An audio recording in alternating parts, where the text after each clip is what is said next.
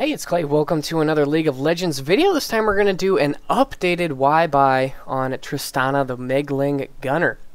If you actually go back to my archives, you can see I have a Y-Buy on Tristana that I did probably a year ago.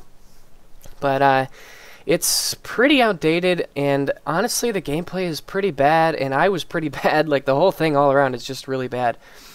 So I had a good Tristana game, and I wanted to update the Y-Buy because I think she deserves it. And you know, I just think I can do a better job on the Y-Buy for those of you who are interested in her, and it's always good to revisit an old favorite like Tristana. Yeah, she's pretty cool. I know you can get her for free if you, because one of like the biggest comments on my Tristana and Alistair videos is that, well, why would you buy them? You can get them for free. Well, obviously the Y-Buy moniker is just a title so that people know like what the series name is. It's kind of like a I don't know, it's so that it's consistent, so you guys know that the video's from me and you know what to expect. It's a series.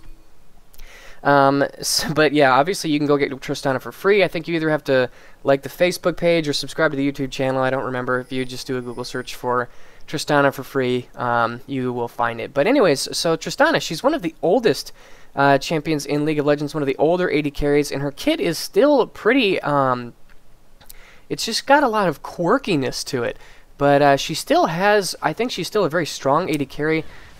She really has, I think, a lot going for her. Oh, by the way, before I get into Tristana, this is a team builder game. This is during the team builder beta, and I'm with a LeBlanc support, which I have never played against, but I actually think it's kind of an interesting lane partner. She's got a lot of early damage and a lot of harassment potential, and she also, with her chains in a dual lane, actually are very interesting because she has the potential to land probably more chains than normal. You can see the exhaust goes out there onto the clone, which was kind of funny. But anyways, so yeah, keep in mind this is a team builder match, not a ranked match, but still some solid Tristana gameplay. So anyways, yeah, so back to Triss. She's got a little bit of an outdated kit in terms of design and like scaling and things like that. And she has really weird power spikes to compensate. So she's an extremely powerful champion very early on, like levels 1 through 3, I would say, maybe 1 and 2 especially. Very, very strong. But then, you know, once you kind of get into the mid game, she actually really becomes quite weak compared to a lot of other ADs. Maybe actually LeBlanc gets jumped on and things get a little bit sad. I think I'm going to get away safely though. But so her mid game is very, very weak, but then she actually scales into this absolutely, you know, hyper carry late game, just an absolute force to be reckoned with. Very, very strong late game. So strange power spikes, but overall still a pretty, you know, fun and interesting champ to play. And you know, especially, you know, in Season 4, I feel like games have been going longer, you know, due to the vision changes. It's harder to close out games, and in the way that they've changed snowball mechanics. So Tristana, I think, can have a little bit of a better time. You know, she does have some nice all-in potential. So combined with certain supports, she can be really good. There I'm using the barrier and getting the kill with the oh, I actually do end up falling there, but I got the kill on Leona with my E, the damage over time, and then we do pick up a kill on Vayne. So overall a 2 for 1 there. So pretty worth it after the poor early start. But anyways, let's get into Tristana's abilities and figure her out. I'm going to focus on the AD carry build. I will mention the AP Tristana build. So with AP Tristana, you'll go mid lane and you'll buy Deathfire Grasp, and then you'll just try to run around the map one-shotting people. She really doesn't lane, she just roams, and once you get your DFG, every time your DFG and your ultimate are up, I believe they almost have like the same cooldown, I think it's 60 seconds, something like that. She just goes super ham and tries to kill everybody. Like I said, Tristana has some very like outdated, antiquated, you know, abilities. Like all of her abilities have AP ratios, which is really weird for an AD carry. If you look at like Jinx or Lucian, they all have nice hefty AD ratios, but it being an older AD carry, Tristana has these big fat AP ratios. Altogether, it's like a 330% AP ratio, which is absolutely massive. It's hard to really you know, understand how big of an AP ratio she has. So her potential to one-shot people is pretty nuts. What you do is you W onto them while you're in the air with your W, you DFG, and then you hit E, ignite, and then R, and they'll most likely die. So it's pretty fun, but pretty cheesy.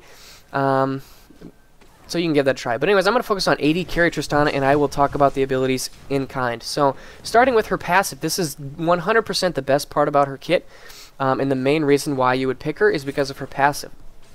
Basically, with every level, Tristana gains auto attack range. So this is one of the best abilities in game, and it's permanent auto attack range. It's not like, you know, like Kog'Maw or Twitch, who have abilities that increase their auto attack range temporarily. With Tristana, it's permanent auto attack range. So this is very, very powerful. So she starts at 550, and she gains, let's see here, she gains, it looks like 9 per level, 9 range per level. So here's a nice all-in. Getting 1 kill. Can I get the second kill? Oh, I probably could have, but I didn't have a mana for two rocket jumps, so I decided to play safe. I maybe could have rocket jumped in, got the kill, and then flashed out, but I decided to not. I probably could have gotten that kill, though. But anyways, and there are some really nice power spikes to know, and one is that at level 7, she will have 600 range, which matches Ashe. So you start at 550, which is very standard, but then at level 7, you will surpass Ashe. At level 13, she will pass Caitlyn, who has 650, longest base auto attack range. And then obviously at max rank at level 18, she has 703 auto attack range at level 18. So again, one of the main reasons why she is such a strong hyper carry is because she has tremendous auto attack range. Now I would say auto attack range is really, really good in the laning phase, and that's actually when her passive is the weakest, because it really doesn't, you know, like I said, once you get to like that level 13 phase, then it's kind of like, okay, this is exceptional. But up until then, it's just kind of a little bit above average. Now, but still, there are some really, really powerful things late game you can do with this passive. Now, another interesting trick to know about this is once you get to, I believe it's level 13 when she's matches with Caitlyn at 650. Actually, I'm going to try to match. Okay, I do end up picking up the kill on Kha'Zix. He took a tower shot and an E from me and matched the kill there. So they sent 4 bottom and we went 1 for 1, which I thought was hilarious. But so anyways, last thing to note about her range is once you hit level 13, it is possible to do Dragon or Baron from over the wall. So actually, if you're doing Baron, if you stand like right here on the edge, you can actually do the Baron from over the wall. Same thing with Dragon. The little spot that I always like to remember is wow, why is this? Okay, so if you stand like right here in this little nook, that's usually the spot that I like to remember. But anyways, a nice little trick to remember. They are, it looks like, going to try and tower dive, but I'm going to use everything I can on Leona. I'm going to flash away, use my barrier, and use my ultimate right there to knock back. I did pick up the kill on Leona with my the damage over time from my E, and now we're going on to Vayne. Can my teammates pick up the kill? Nice OP flash right there, and there is the kill on Vayne. Good job. So bottom lane is off to a fairly good start after a lot of early scrapping. So anyways, that's her passive. I would say, in my opinion, it's the best part about her kit as an AD carry. Next up is her Q, Rapid Fire. This is the second best part about her kit as an AD carry. This is a massive attack speed steroid, and it's very long. For 7 seconds, that's a very long time for a steroid to activate. At max rank, it's a 90% attack speed steroid, which is pretty massive. So again, another reason why her late game is so strong, because basically you have the 700 range, 90% attack speed, 80 carry, just absolutely crushing your team with crits, and it just makes her late game DPS extremely high. I very much prefer to max Rapid Fire second. There are old builds where people would max it last. Like, they would do these weird things where they wouldn't actually even get a point in her Q until very late. Until, like, they would max W and E side by side. But then they would, not put any points in Q until the very end. I never really liked that. I like to take a point in Q at level 4, and then I like to max it second. It helps her mid-game power dip a little bit, but you have to remember that attack speed steroids aren't necessarily that good during the laning phase, because attack speed is really only super effective once you get a bunch of items. Like once you get a big lifesteal item or a couple of crit items, then attack speed becomes amazing, because you have all this stuff to amplify with your attack speed. Now, and you have to remember this about AD carry itemization, that a lot of it stacks multiplicatively. So, for example, if you just get attack speed and attack damage, those two stats add to one another to increase your DPS. However, if you... Ooh, here's a really nice kill onto Leona. I'm going to W away, and nice chain by LeBlanc to save my life. But you have to remember that if you get all of the 80 carry stats, so lifesteal, attack speed, crit, armor penetration, all of those stats work together to multiply your DPS. So you're increasing your DPS at an increasing rate. If you guys have done any mathematics, you'll understand exponential growth. That's what happens with an 80 carry when you buy all of these stats. So that's where you get Infinity Edge and Phantom Dancer and Last Whisper and Bloodthirster, because all of the stats that all those items give make each other item better. So, for example, when you buy an Infinity Edge, if you buy a Phantom Dancer soon after, it makes your Infinity Edge even better. So anyways, that's the thing about the attack speed, is that it's best in the mid and late game when you have a bunch of items, then it makes her insane. But during the early mid game, it's not as useful because you don't have the items to back it. But still a very powerful part of her kit.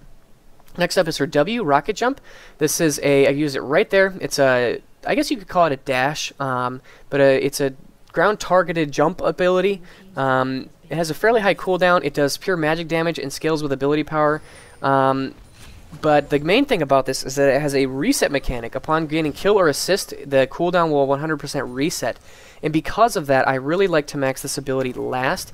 I feel like it is definitely best to wait on maxing this ability until the very end of the game, just because you get that kill reset. And actually, I ultimate right there onto Vayne, knocking her away. And look at how close! Oh my gosh! They're both so low, but we just couldn't quite finish them off. So, anyways, that's what the biggest thing about the Rocket Jump is, that you want to max it last because it gives you that reset mechanic. And again, another thing that makes her a beast in teamfights is that if the teamfight gets off to a good start for your team and you can pick somebody off, her repositioning potential is immense. And look at this burst that we're able to put down. Golly, again, getting somebody so low. What is happening here? Golly, so again, here, let's try it on Syndra. Can I get the kill on Syndra? No! Oh my gosh, look at all these blinking red health bars over here. Syndra, Kha'Zix, Vayne. Leona was really low and now is coming back to lane. Unbelievable. But anyways, and also another thing to note about the Rocket Jump is it is your best repositioning tool. So in a team fight, it's one of your best ways to keep yourself safe. That's another thing that I would say about Tristana, is she has tremendous self-peel, meaning that she can keep herself safe if she gets dove upon. She's one of the best AD carries in terms of staying alive and keeping yourself safe in a dangerous situation, because you can jump with your W. There I'm actually using my W onto Vayne, trying to gain vision of her, and there she goes. Nidalee will finish that kill off. Very nice. Now I'm going to switch to the Leona. So with the Rocket Jump, you really want to try and use it to keep yourself safe. Use it to protect yourself when people jump on you.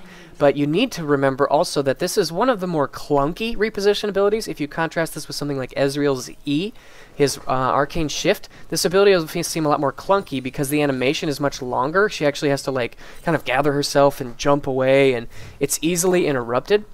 If somebody stuns you while you're in the jump, you will actually stop, and it will interrupt your jump. So you need to be very, a little bit more cautious about when you use it, because it is a little bit more of a clunky ability. But still a good ability overall. Gives her some nice repositioning tools and can be very aggressive. There is a slow tied to this as well. If you land on someone, you will get the slow. So that's another reason why it's really nice, especially in the early levels. Her early all-in is very strong because of the slow. Next up is her E, Explosive Shot. It has a passive active component. The passive component, whenever Tristana kills a unit, it will explode, dealing AoE damage on top of that unit. And then it has an active component, which is a targeted nuke, which deals damage over time. So, and then also it reduces health regen. So a couple of nice things there. This is the ability that I like to max first, because it gives you your best harass potential in lane. Whenever it's on cooldown, you kind of want to just auto E, auto. Even just throwing it out on cooldown is usually a good idea, because it's your best way to get targeted ranged harass other than your auto attacks.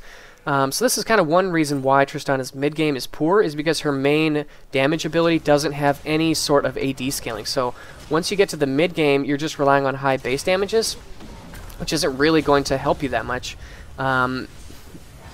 And so, yeah, just kind of something to be aware of with Tristana is that, you know, this ability has really nice base damage. You know, the max rank 270, which is pretty high for base damage. But it's a little bit, it doesn't have any AD scaling, and it deals magic damage, and it has a high cooldown, so she doesn't really have the best skill set in terms of, you know, harassment. If you look at the strong ADs, you know, Jinx, Sivir, Lucian, Draven, they all have these abilities to deal a ton of damage with their abilities in lane. You know, Draven has this massive auto attack enhancement with his Q. Jinx has her rockets and specifically her W and her E make her laning very potent, with the combination of damage and crowd control. You know, Lucian is very much a strong caster. Sivir with her Q and her W, they all have these very strong abilities for helping control the lane, but Tristana doesn't really have anything like that. But the passive component is a really interesting and, again, another quirky part of her kit, because whenever you last hit, it will push the wave because the minion will explode, and this can be really nice if you want to push a wave very quickly. You can see that these minions I'm killing they're all dying very, you know, the wave is getting pushed very quickly because they're all killing each other. But a lot of times this will cost you CS because it is a weird mechanic. Especially early on, in the very early levels, if you get pushed into tower, it's almost impossible to get every last hit with Tristana early on because of her really weird explosive shot. But you know, it's one of those things where it has its positives and its drawbacks, and you just kind of need to be aware of what's going on and really try and prevent yourself from getting pushed into tower is probably the best advice I could give to deal with it. Yeah, that's just the way that I would recommend dealing with its quirkiness, but still can be very useful overall. You know, I really wish that this ability did have some AD scaling. That would be quite nice, but it is what it is. So, and then lastly is her ultimate, Buster Shot. This is a targeted nuke that will also knock back. Again, very high base damage, very high AP scaling, but 0 AD scaling. It is on a fairly low cooldown as well, but on AD carry Tristana, the main draw of this ability is actually the knockback. The knockback is definitely the best part of this ability for AD carry Tristana because it gives her a second form of self-peel. If somebody jumps on you, like Kha'Zix, if he ever jumps on me, and I just don't want to deal with it, I can just hit R and knock him back, and everything will be fine. Now, you do need to be a little bit cautious. Here I actually get caught out of position and gonna die to the Solar Flare. So a big mistake there, took the GFG, Syndra ult. But you do need to be cautious about using your ultimate on a target that's on low health for the last hit, because it does have high base damage, but if you miscalculate and they get the kill, it actually can be quite annoying, because there were times in this game when we maybe could have finished off a kill, but I ulted the target to safety, to keep them alive, which is pretty unfortunate and something I think everybody who's played Tristana has done at one point. But you just need to be careful and aware that that is something that definitely can and will happen if you aren't using your ult at the right time. But the knockback is really the best part. So in a late game situation, you have your W to keep yourself safe from somebody who jumps on you, and you have your Buster Shot to keep yourself safe, again, from somebody who jumps on you. And it is an AoE. It's possible to knock back multiple units, which is kind of an interesting little mechanic. But yeah, so definitely important to use this to self-peel. So that's kind of her abilities get set in a nutshell. And again, she has these clunky mechanics. Her E is really strange ability, you know, with how it pushes the minion wave and makes it kind of hard to last hit sometimes. Her W has this weird wind-up time and can be interrupted, but then it also has this kill, assist, reset potential, which is really weird. See him coming in here, getting the kill on Kha'Zix, and probably going to be looking to redirect, you know, whenever I can. Getting the kill there with my E, damage over time, and I was going to follow up with a jump just in case. So, you know, and then her ultimate can save people if you use it at the wrong time. Yeah, just kind of a quirky kit, but very, very powerful. And really the biggest thing about Tristana is you have to know her power curve is very important. You know, like I said, she has a very strong early game, because in the very early levels, her high base damages really kind of take over, and you know, basically do a lot of work there, getting a nice kill onto the Leona and helping pick up the kill. Oh, Vayne actually lived there, and then we kill her. But you have to know she has very high base damage. Her W has very high base damage. Her E has very high base damage. Her E at level 1 is 110 magic damage. That's a lot of base damage. And then, you know, she has this mid-game dip where there's a nice kill right there. She has this very strange mid-game dip where her abilities start to fall off because they aren't scaling with attack damage. They're dealing magic damage, and so you're not getting any magic penetration. But then at the same time, you don't necessarily have your big auto-attack items like the Infinity Edge and the Phantom Dancer and the Last Whisperer to really, you know, kick in your high AD scaling on your passive and your on your Q. So, you know, very strange power spikes. But then at the late game, you know, once you get to, like, you know, these very late game team fights, she's a monster. So, you know, the biggest thing about Tristana is, you know, try to, you know, play fairly aggressively in the very early levels. You know, she has a pretty vicious all-in if she's paired with a strong support. But then during the mid game, you want to try and just power farm. And you know, this game I managed to pick up some early kills, which put me in a very strong place in the mid game. But if you don't manage to get kills and start snowballing, you need to be cautious about fighting because you do have a weak mid game and you're going to have a hard time dueling. So now the next thing I want to talk about is itemization, because this is pretty important. I would say there are two main paths on Tristana. One is the Blade of the Ruin King start. So then your itemization path would be Blade of the Ruin King into Infinity Edge, into probably either Static Shiv or Last Whisper. That's probably the best way to go, in my opinion. Blade of the Ruin King does some nice things for Tristana. First of all, it gives her some really nice dueling potential. You know, Blade of the Ruin King is a very strong item on its own.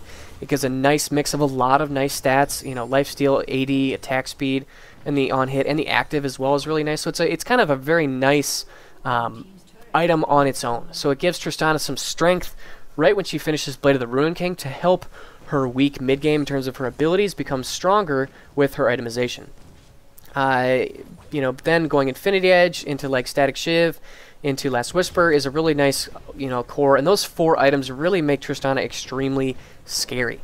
Now the other path would be to just start with the Infinity Edge and then go into your, so you could do maybe something like just buy a Vamp Scepter and sit on it for the lifesteal and lane, and then go for Infinity Edge into the Static Shiv or Phantom Dancer into the Last Whisper, and then finish whatever your lifesteal item is later. But that is more if you're feeling really strong and you get a couple of early kills, because that increases the time, you know, you get to your late game power spike faster by rushing the Infinity Edge.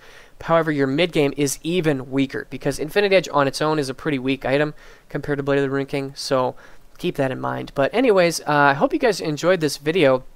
Pretty solid game, 13, 2, and 10, and able to help my team out quite a bit. LeBlanc and I actually had a pretty successful lane. If you look at the Vayne and the Leona, 3-7 and 1-7, they definitely struggled, and we had a pretty solid combo. You know, my all-in and her LeBlanc's, you know, high damage as well, really comboed nicely.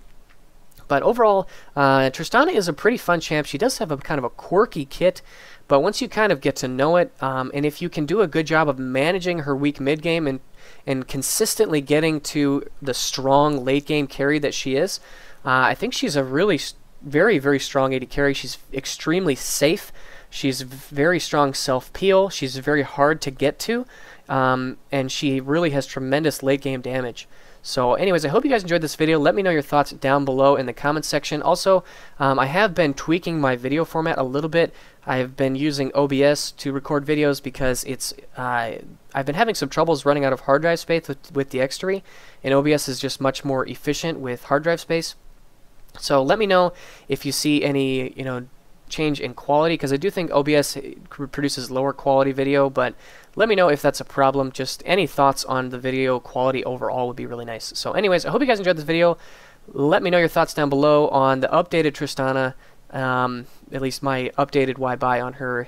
I'll probably be doing more updated Y-Buys soon, because some of mine are definitely outdated. But anyways, hope you guys enjoyed the video, and I'll see you again soon. Bye.